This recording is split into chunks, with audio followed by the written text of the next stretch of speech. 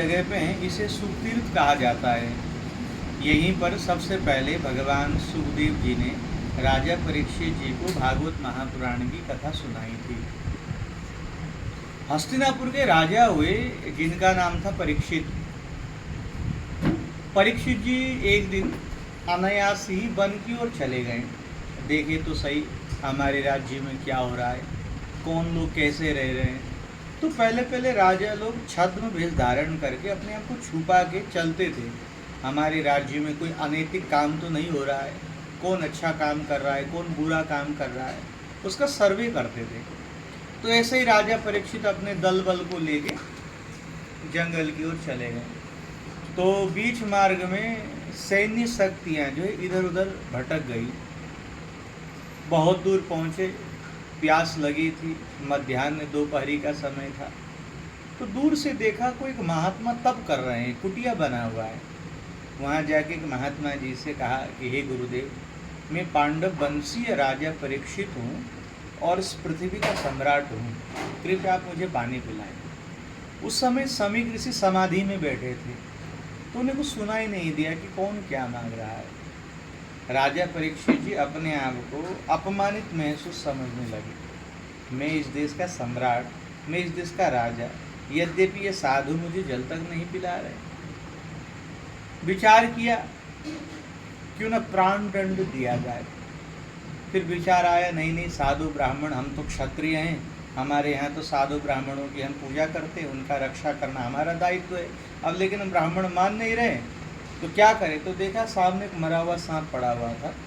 उस सांप को उठाया बाण की नोक से और परीक्षित के गले में डाल दिया और वो चले गए। उसके समीक ऋषि, हाँ, समीक ऋषि के गले में डाल के वो चले गए। तो हुआ ये, थोड़ी देर के पश्चात उनके जो पुत्र हैं, जिनका नाम श्रृंगी ऋषि है, उन्हें पता चला। उन्होंने श्राप दिया, जिस किसी मूर्ख ने मेरे पिता के गले में मरा हुआ सर्प डाला हो, उसकी तक्षक नाग के डसने के कारण 7 दिन के अंदर मृत्यु हो जाए।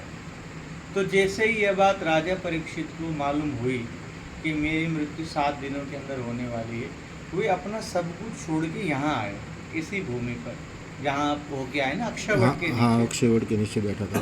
अच्छा, तो यहाँ के उन्होंने सबसे पूछा, जब तक ऋषि महर्षि आ चुके थे यहाँ पे, तो सबसे पूछा, हे गुरुदेव, जिस किसी व्यक्ति की भी मृत्यु 7 दिनों के अंदर होने वाली हो, उस व्यक्ति को क्या करना चाहिए। परीक्षित जी ने ये नहीं पूछा कि मेरी मृत्यु 7 दिनों के अंदर होने वाली है, मुझे क्या करना चाहिए। अपितु ये कहते हैं जिस किसी व्यक्ति की भी, यानी हम आप सबकी मृत्यु जो है 7 दिनों के अंदर ही होने वाली है। 7 दिन, 8वां दिन कोई इस संसार में व्यक्ति जन्म भी सोमवार से लेकर रविवार तक लेता है, और मृत्यु को भी रविवार से सोमवार को ही प्राप्त करता है। तो एक महात्मा जी ने कहा, एक काम कर लो, तुम जो है कहीं नदी में जाके जो है समाधि ले लो, तो तुम्हें मोक्ष की प्राप्ति हो जाएगी। एक साधु ने कहा, यदि जल में समाधि लेने से मोक्ष मिल जाता, तो ये जितने भी मीन हैं, मीन माने मछलियाँ हैं, घड़ियाल हैं, ये तो जन्मजात जो है सरोवर में रह रही है, पानी में रह रही है, इनका अभी तक मोक्ष क्यों नहीं हुआ। किसी एक साधु ने कहा, एक काम करो, तुम जंगल चले जाओ और जंगल जाके तप करो, तुम्हारा मोक्ष हो जाएगा, कल्याण हो जाएगा। एक महात्मा जी ने कहा, यदि जंगल जाके मोक्ष प्राप्त हो जाता, तो हाथी, गैंडे, जो जितने भी मतलब जंगली जीव हैं, ये सब तो जंगल में रह रहे हैं, इनका अभी तक मोक्ष क्यों नहीं हुआ। तो साधु ने कहा, एक काम कर लो, तुम जो इस वृक्ष में उल्टे लटक के तप करो, तुम्हें मोक्ष की प्राप्ति हो जाएगी। एक साधु ने कहा, पता नहीं वृक्षों में चींटियाँ कब से लटक ही रही हैं, उनका तो अभी तक कोई मोक्ष प्राप्त नहीं हुआ।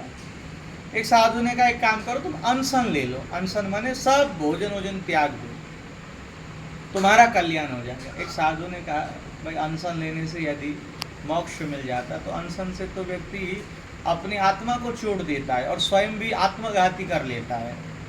तो सब निरुत्तर हो गए, कोई उत्तर न निकाल पाए। आखिर उस व्यक्ति को क्या करना चाहिए जिसकी 7 दिन के अंदर ही मृत्यु होने वाली हो।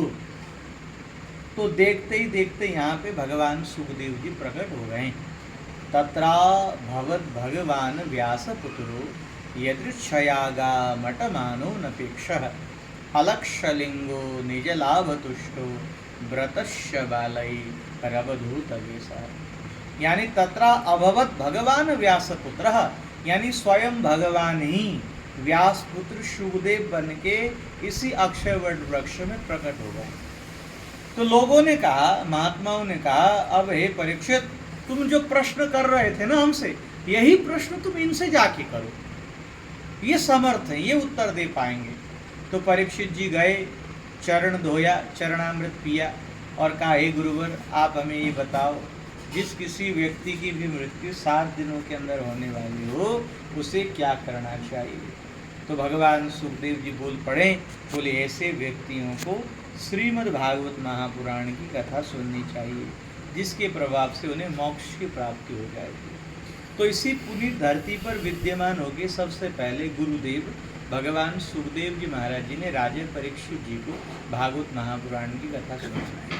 फिर परीक्षित जी का उद्धार हो गया, कालक्रम बीतता गया, ये तीर्थ लुप्त हो गया, क्योंकि फिर अंग्रेजों का हुकूमत, उससे पहले मुगलों का हुकूमत, क्या हुआ, लुप्त हो जाती है तीर्थ। यहाँ एक संत हुए जिनका नाम स्वामी कल्याण देव जी था। तो वो जब यहाँ आए तो इसी अक्षयवट वृक्ष से भगवान सुखदेव प्रकट हो गए और सुखदेव जी ने कहा, यहीं पे मैंने कथा सुनाई थी, तुम इसका प्रचार प्रसार करो। उसके पश्चात स्वामी कल्याण देव जी ने इसका प्रचार प्रसार किया और फिर तीर्थ का जीर्णोद्धार कराया। पहले